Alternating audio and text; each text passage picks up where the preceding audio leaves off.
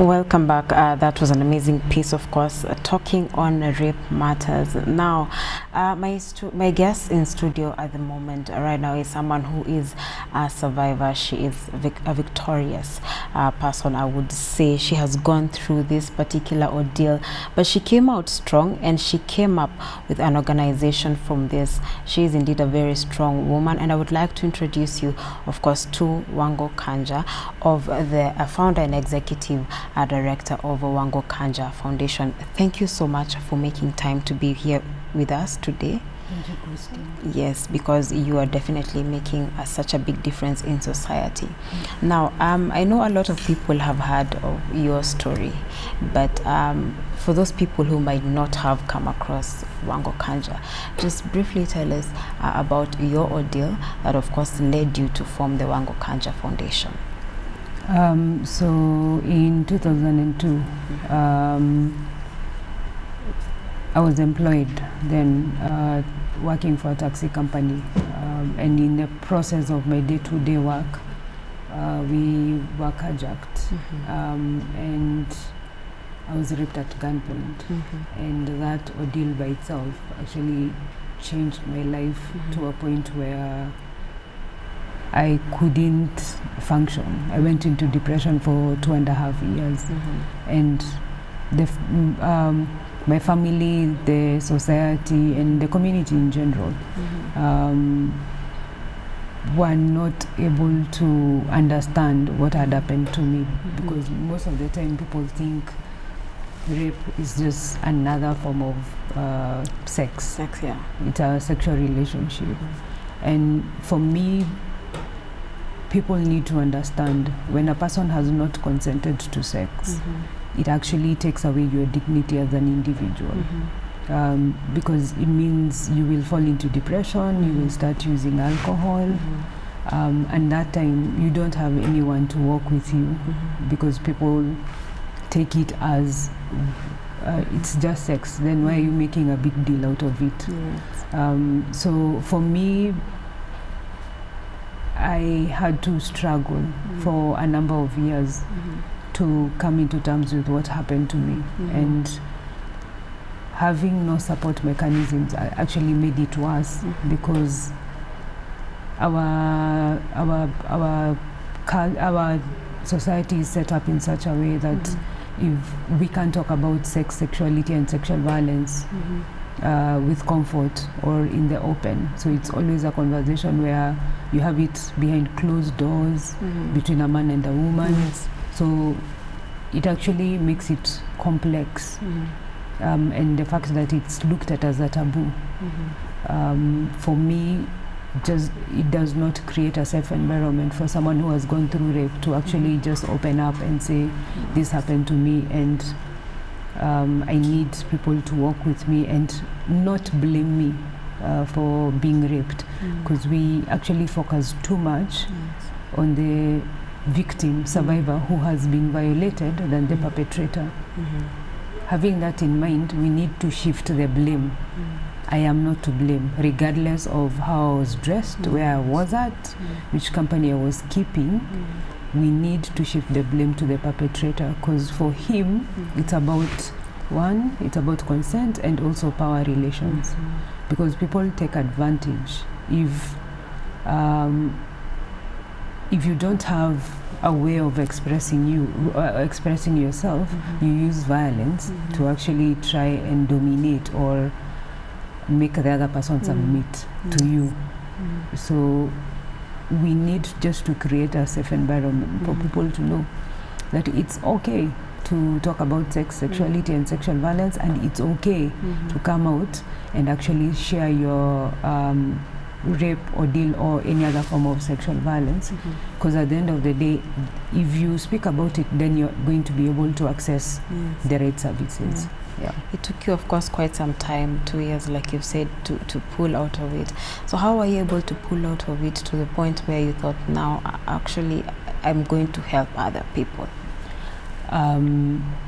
So it was like a really long journey, and it's a process. It's not like an event where you just wake up one day and say, I'm whole and now I can go about my business in a normal way.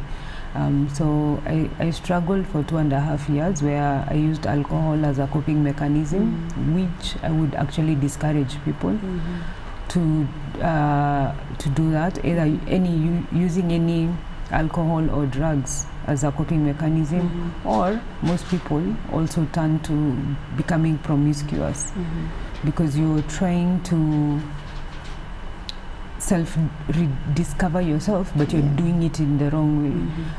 You have to seek professional services, counseling or any other alternative like dance therapy, art therapy, for you to go through a process to come into terms with what happened. That does not mean you're not going to forget about it, but it's just, it will help you to accept that it happened and it wasn't your fault. And the fact that it happened does not mean you're sentenced to death. It just means you need to have someone in your life to help you go through a process of healing. And people need to understand that you need to work with a person, whether that person is a family member or a friend. You just need to work with them, and then you do not need to impose your beliefs on them, because the person has a right to choose.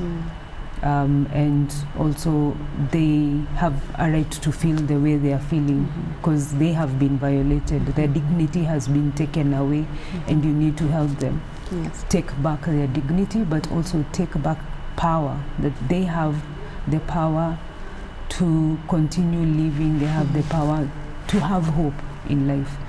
Having said that, also the society needs to understand that it's not a women's issue. It's a social issue, and it's not about the way people say hiyo ni maneno ya wanawake. It affects the individual, but also affects the significant other. If you're in a marriage, then it affects your husband directly or indirectly, in a way. It affects your children. The women who are raped in front of their children, it affects their children. So we need to act towards prevention, because if we don't do that, then we will never break the cycle of violence, and we will have that repetition over and over again of the cycle of violence continuing, either at the family level or at the community level. And we need to work with survivors of sexual violence. We need to create that environment where a person can come out and share their ordeal without fear of stigma or discrimination or even ridicule. Because most people, when you come out, people are like, so why are you putting your dirty linen in the public? No, you have been violated. You have the right to actually come out and share it happened, to say it happened to you. One, to be able to access the right support services, but also to help people understand that the violation has like a face to it. It's not about just me. We have thousands and thousands of people being affected. Case in point, Wangu Kanja Foundation has over 650 cases of sexual and gender-based violence, but majority are sexual violence cases, and we try to help that person to access medical facility in a timely manner. So if you come out and reach out to a person whom you trust, then you will be able to access those services in time, because the other downside of it is if you don't, the person who might have raped you might have contracted some sexually transmitted infection, then transmits to you. You might conceive, and there are other health-related issues that we need to address within the specified time, 72 hours. All right, so other than a medical medical support, what other services does Wangu Kanja Foundation provide to victim survivors? So we offer medical, psychological support, we have counselors, and then we have community structures that work with you, because once you get your medical report, you need to go to a police station and report. after you've reported, the case needs to go to court. And at this point I want to mention that no one has the right to tell you that they can conclude the case. Even the police cannot conclude the case. The only person who can conclude the case or can stop the case from going forward is the Office of Director of Public Prosecution. So people need to understand you can't just meet on the side and say we are done. Sexual violence is a criminal case, not a civil case. There are no negotiations. And also people need to understand that the Sexual Offences Act is very clear because it has like bottom line provisions in terms of sentences. When you're convicted, it has remedies specific for the, like, divided into different age groups. So if you've defiled a girl, because defilement is a form, is rape, because we've distinguished between rape and defilement. Rape is for anyone who's above 18, an adult. Defilement is any sexual non-consented sex for anyone who's a minor. And it is also clear that a minor cannot consent. Anyone who's below 18 cannot consent to sex. So we work with you to the police, we work with you to the courts to ensure that you're comfortable, and any challenges that might come through the court process, we are able to address it in partnership with the judiciary, because we have prosecutors who are there to support you in the whole process. So anything like threats, because most of the time people think we can threaten the victim or survivor. We can't do anything about it. We can do something about it, because if you are asking for a bail or bond, it can be revoked. If you're threatening the person, actually that's an additional charge to your charge sheet. So there are remedies to each and every single thing that happens to a person who has been violated. All right. Okay. There's you also started an SMS, a free line SMS, free of charge SMS line. Why did you feel the need to start that particular SMS line, and how probably do you feel like it will have a big impact in assisting victim survivors of rape? So we thought that many people are afraid of reporting, but if we find an easier way of someone just sending text and having someone to work with them, they will feel confident, and also we will earn their trust for them to trust us, so that we are able to help them to access comprehensive care and support. So through the 21094, we've had people report cases, and we call back because most people don't have information on what needs to be done. So when we call back, we assess what needs this particular person needs, whether it's medical, psychological, or legal redress. And then we will refer to them accordingly, or we will get a person to actually go to them and then help them manage the situation, the referral mechanism in the right way.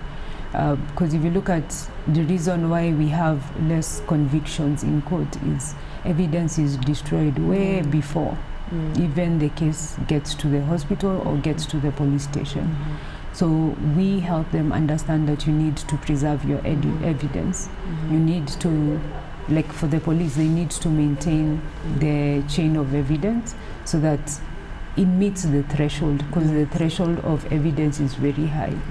So by maintaining those key issues, then we have a better chance with a case, but also a conviction, because you need to get a medical report. That's key.